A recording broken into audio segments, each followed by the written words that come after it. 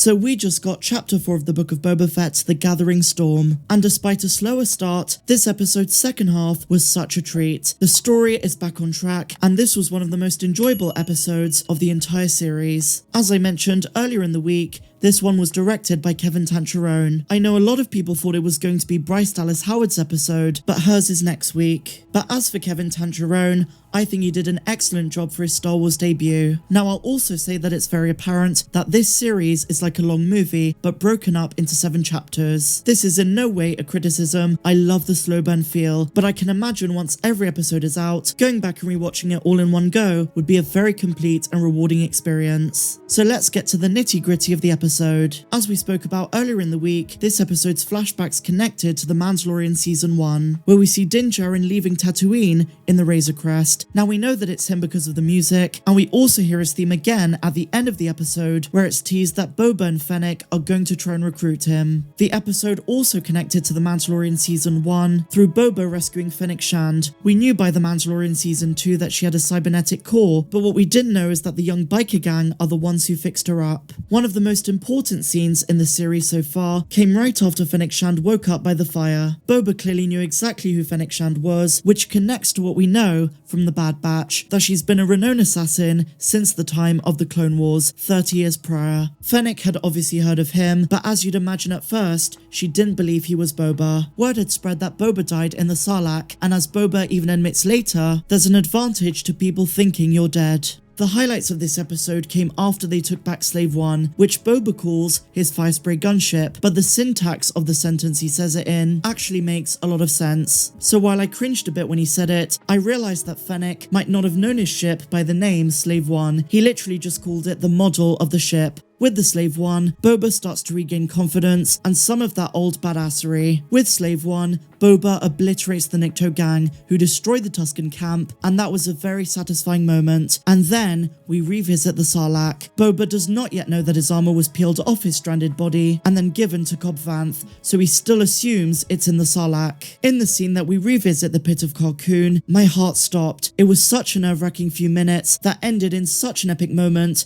when Fennec initiates a seismic charge that demolishes the beast and leaves remnants of its carcass on the ship and in the surrounding area. As a fandom, we love the seismic charge, and the use of it in this episode was heightened by the fact that they killed the menace that had swallowed and almost killed Boba. So now we come on to something I was a bit more critical of, some of the sequences in Jabba's palace. I was very conscious this was Disney Star Wars when Boba was chasing the rat catcher droid and pins him up against the wall before declaring that he is Boba Fett. But you know what? We've seen way sillier things in Star Wars, and sometimes you just have to ease up and enjoy the fun. One cool Easter egg from Jabba's palace was the appearance of EV-99, who not only appeared in Return of the Jedi, but also in a couple of episodes of The Mandalorian as well. Now when Boba wakes up from the Bacta-pod, we cut to the current day timeline, and the droid that brings him a towel tells Boba that he's now fully healed. I think this means we're more or less done with the flashbacks, and that's really exciting, because from here on out, it's all going to be present day. We're now past the halfway mark in the series, and while the flashbacks were great, we need to press on with the plot, which this episode did really well in the second half. We then cut to Garth Sanctuary, and Black Krrsantan was drinking, but becoming enraged by the Trandoshans, who were gambling. This is because, as we know, Trandoshans and Wookiees are sworn enemies. This is something the Clone Wars showed us. Trandoshans hunt Wookiees for sport, and have subjected them to so much cruelty for thousands of years. We then see Black K twat these Trandoshans with a capital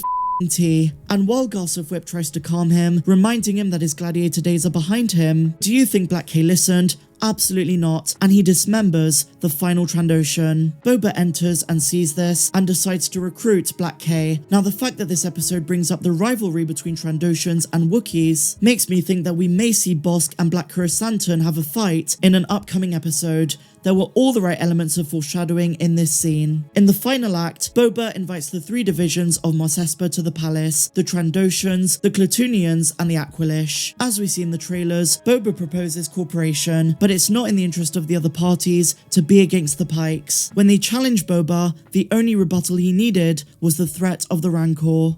The parties leave the palace after agreeing that if the Pyke Syndicate approach them about Boba, they'll remain neutral, and the episode ends with Boba saying he needs more allies, which is when we hear the iconic Mandalorian theme once again, hinting that Din Djarin is coming. And when is he coming? He's coming next week. Bryce Dallas Howard is directing, and given that she brought Bo-Katan to live action, it's very likely she's going to appear as well, also given the fact that Din Djarin still has the Darksaber. But I wonder where Boba Fett and Fennec Shand are going to find Din. Presumably, he went to Mandalore, but he might also be on Navarro, a planet where Boba will also find another valuable contact. And I'm talking about Greef Karga, who was rumoured for this series and is well connected with the Bounty Hunters Guild, which could be one way that classic bounty hunters from the original trilogy appear in this show. But when it comes to Din Djarin, I wonder if there's going to be a major overlap between the Book of Boba Fett and the Mandalorian Season 3. We could have a neat storyline set up. Now, as for the threats that Boba faces, I think it's very obvious the Pykes have someone very strong on their side. I don't think they're the big threat of the show, and whether it's Qi'ra or Cad Bane, whoever is behind them is probably going to be revealed in the next couple of weeks, setting up an epic, all-out, all-killer finale. And as I say, Bryce Dallas Howard has next week's episode, and Dave Filoni has episode 6. And the showrunner Robert Rodriguez, who directed episodes 1 and 3, also has the finale. I just love that this week we're left craving the next episode and how it set up some awesome things to come, not only Din Djarin, but also some other possible allies as well. And for that reason, my dear friends,